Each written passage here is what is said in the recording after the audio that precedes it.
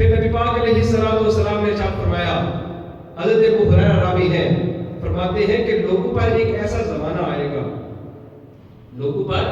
ایک ایسا زمانہ آئے گا کہ اس وقت بندہ یہ خیال ہی نہیں کرے گا کہ اس کی آمدنی کیسے ہو رہی ہے، اس کا مال کہاں سے آ رہا ہے، مال کے حصول کا ذریعہ کیا ہے، کیا جو روزی اس کے پاس آ رہی ہے یہ حلال ذرائع سے ہے یا حرام ذرائع سے ہے۔ کریم آقا علیہ السلام نے ارشاد فرمایا کہ ایک ایسا زمانہ آ جائے گا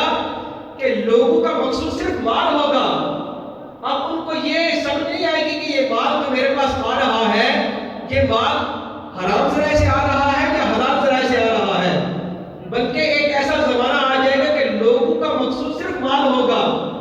اب وہ اس تفتیش نہیں کریں گے، اس مال کی تفتیش نہیں کریں گے کہ یہ مال ہمارے پاس آیا یہ کیا حلال ذرائع سے آیا یا حرام ذرائع سے آیا۔ تو آج آپ اندازہ لگائیں کہ یہ وہ زمانہ آ گیا ہے۔ یہ ہو ہی نہیں سکتا کہ نبی پاک علیہ السلام نے بات ارشاد فرمائی ہو وہ سچ نہ ہو۔ نبی پاک علیہ السلام نے فرمایا کہ وہ زمانہ آئے گا، وہ زمانہ آ گیا ہے۔ آج آپ خود اندازہ لگا لیں کہ کتنے معاملات ایسے ہیں کہ بندوں کو پتہ ہی نہیں ہوتا کہ پیسے کدھر سے آ رہے ہیں،